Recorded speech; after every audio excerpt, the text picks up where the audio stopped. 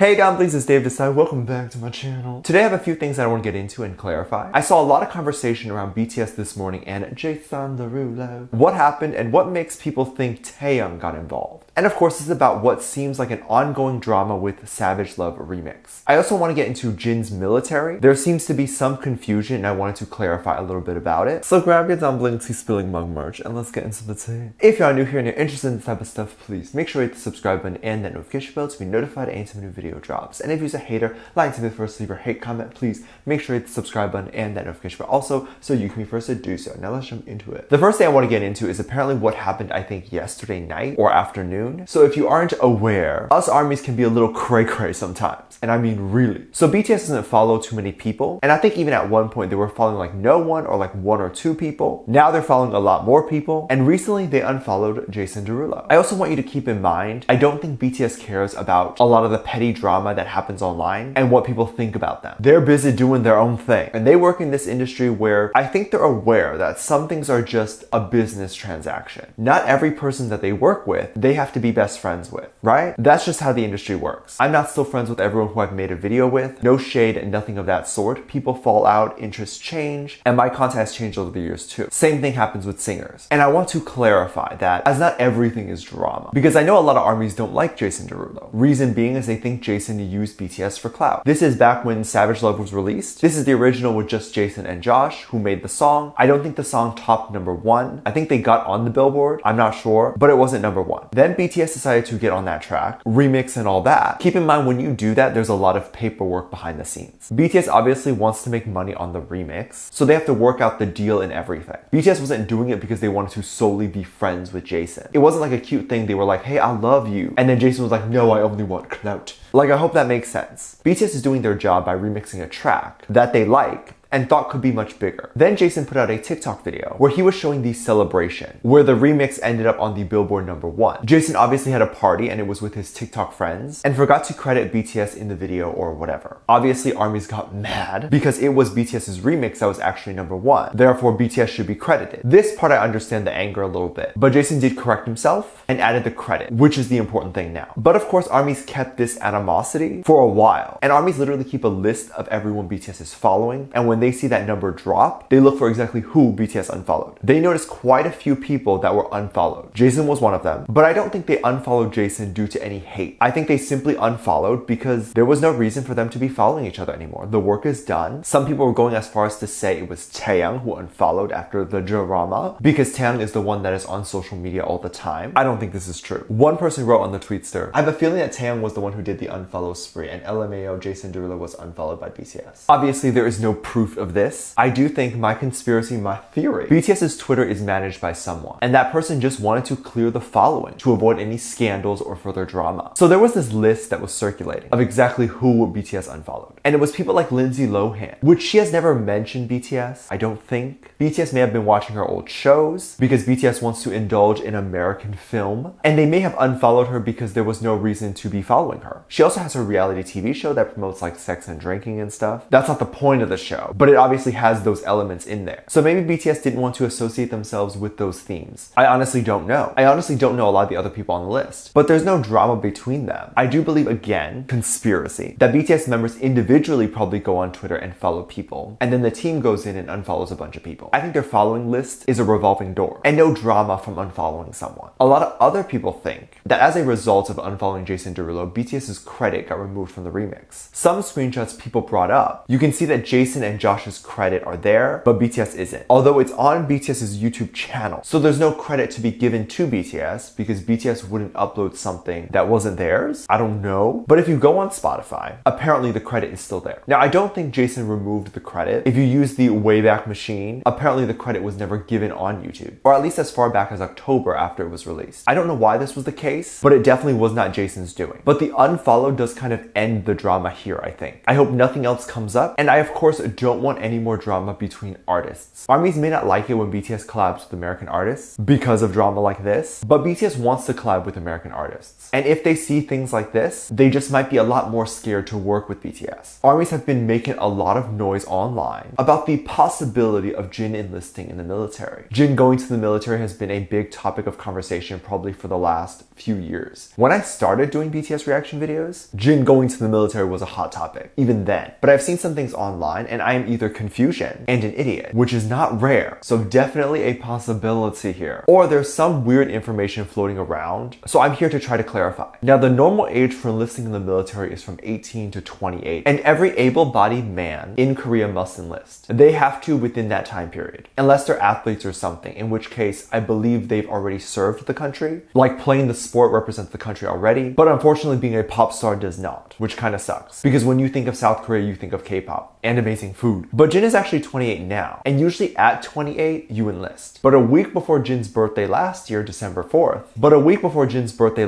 on December 4th, a law actually passed called the BTS Law. And as you can guess, it was created specifically for them. During the pandemic, there was pretty much no money going into South Korea, and a large chunk of the money coming into the economy was from BTS bringing that in. People were buying albums, merch, and all that stuff, and all that money was being circulated back into the economy. Big Hit was definitely very reliant on BTS, and I'd say a little less now with HYBE, so that would have had a lot of jobs gone away if BTS just decided, well, Jin's not here, so let's take a break or whatever. So they created this law which allowed K-pop entertainers who have received cultural merit badge be allowed postponement of the service, which BTS got that award in 2018. Now this part I could be wrong. The postponement wasn't for when Jin turns 29, right? It's for when Jin turns 30, right? He's 28. He will be 29 by the end of this year and would have to enlist by the end of next year, not this year. So we'd almost have a full 2 years before that happens, no? I understand the pain. Like even the idea of Jin in the military, it's not great. Like even if it's 5 years from now, no one wants to put kind of an end date on BTS, specifically Jin, but I think we have almost 2 years, and that's a lot of enjoyment, and definitely should not be talking about Jin enlisting, at least not until next year. There's nothing to worry about right now. I don't think so. Also, more specifically, why I think it should not be spoken about now is that they literally were trying to pass this law before Jin's 28th birthday, and I could be wrong again, but it seems like they were trying to lobby for BTS to be exempt in general. This is 2 years for the government to give BTS an exemption. BTS is not rallying for an exemption. They talked about wanting to serve, but obviously they may not be excited to leave music yet, as they have enjoyed making music so much. BTS brings about $3 billion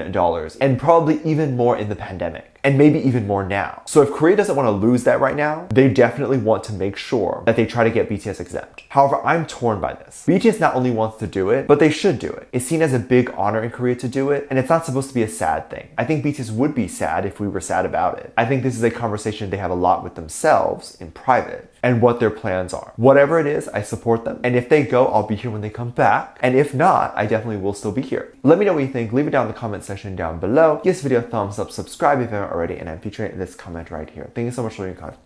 And as always, I do have a Patreon if you want to go over there and check stuff out. I have a lot of videos over there that I can't post on here. This is due to copyright or getting taken down. So I do keep it over there on my Patreon. You can get videos over there like music video reactions, performance reactions, ship reactions. You can also recommend things you would like to see over there. Link is in the top description down below. I also have a video over there kind of talking about Asian and media and my experience on that. It is free to watch. Please make sure you check it out. It's on the front page. I also talk a little bit about how you contribute back to this channel. If you're interested in that, make sure you check it out as well. With that said, there's 2 videos that will appear up on screen at the end of this video. So click on one of those and I'll see you over there. Bye.